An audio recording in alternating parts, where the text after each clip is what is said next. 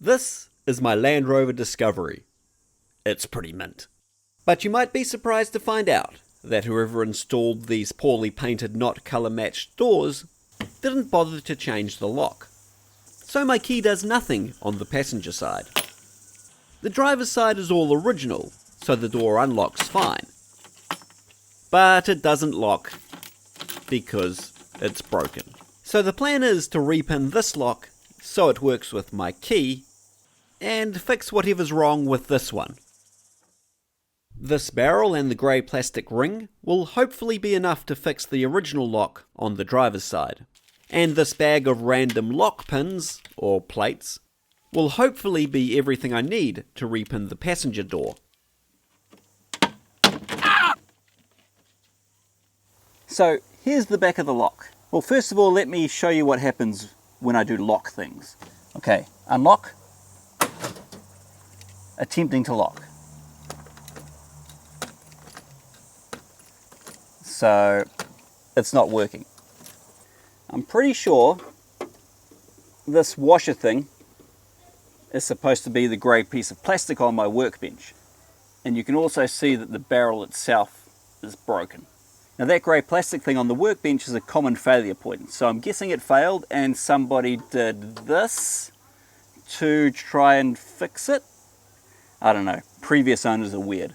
Anyway, hopefully this lever plastic piece isn't damaged, because that's a lot more expensive to replace. Anyway, let's get the barrel out and have a look at it on the workbench. Okay, so here's the washer thing that somebody made to replace this. And in all fairness, it's not too bad. It almost works. And as I mentioned earlier, the back of this barrel is damaged. Unfortunately, this plastic lever thing is broken. So the job just went from free to kind of expensive. Plus, I'll have to order the part and wait for it to arrive. In the meantime, I may as well fix this broken barrel. I have a spare one that long ago someone carefully taped closed, but they didn't think to tape a key to it, so... Anyway, all of these pins can go into the spare pin pile, and it should just be a straightforward job to swap the pins out of my original broken barrel into this good one. Now, as I go along, I am setting aside another set of pins for the passenger side lock, just to get close, and hopefully save some time later on. Anyway, that's all of the pins swapped over for the driver's side lock. Let's see how it looks with a key in it. And you can see that all of the pins are sitting nice and flush with the barrel, so this should work fine. In fact, let's test it right now. This is the same day still, so I haven't got the new lever piece, but it might work. May as well see what happens. Nope.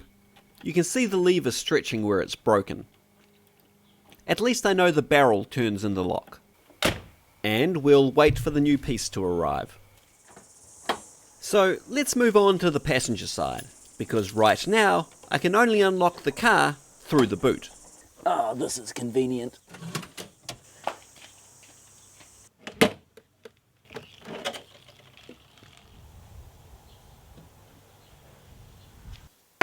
Whatever pins are in this passenger side barrel are wrong, so they can go in the spare pin pile.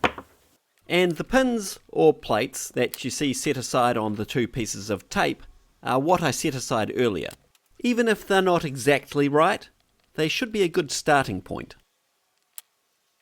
I blurred half of them out because security. I don't think you could cut a key from what you can see on screen, and if you could, then you're probably a locksmith who could pick these locks in about 10 seconds anyway. Let's see how close we are. Can you see how this one sticks up? That's not going to work. In the end, I swapped out 4 or 5 of the pins before I was happy that they were all sitting flush when the key is in. I think that's pretty good. New profession unlocked. Get it? Unlocked. Okay, let's put this back in the car and see if it works. I want this lock to feel nice and fresh, so I soaked the barrel in acetone to get all the gunk out, and then filled it with Teflon spray. Same with the barrel hole. I flushed it all clean and then hosed it down with Teflon spray. To lubricate the levers and bits that go behind the barrel, I used lithium grease. Alright, so that should be back together now. Let's see if it works.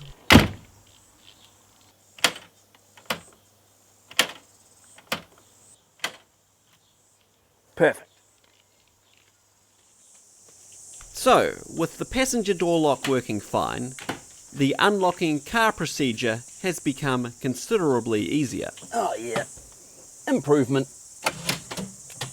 But still not ideal. So let's get on and finish fixing the driver's side.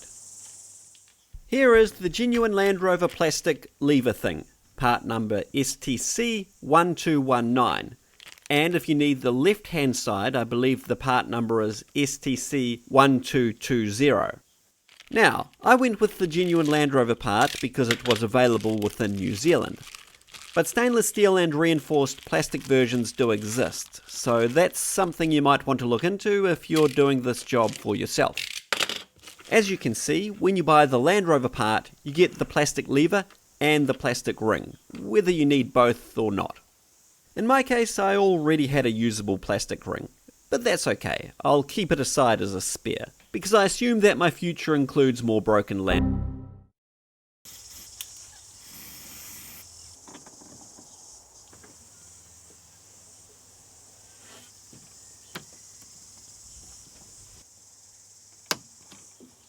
Okay, what do you reckon? Oh, nothing. At first I thought that the lock wasn't working, but you just have to turn it a really long way before it does anything.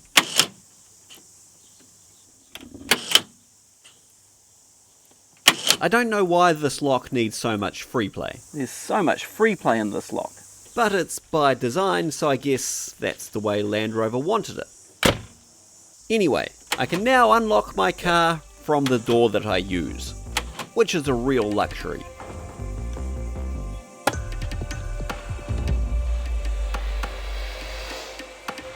If you have somehow randomly found yourself here, I normally make more full-featured, some would say full cringe, videos about Land Rovers and machines.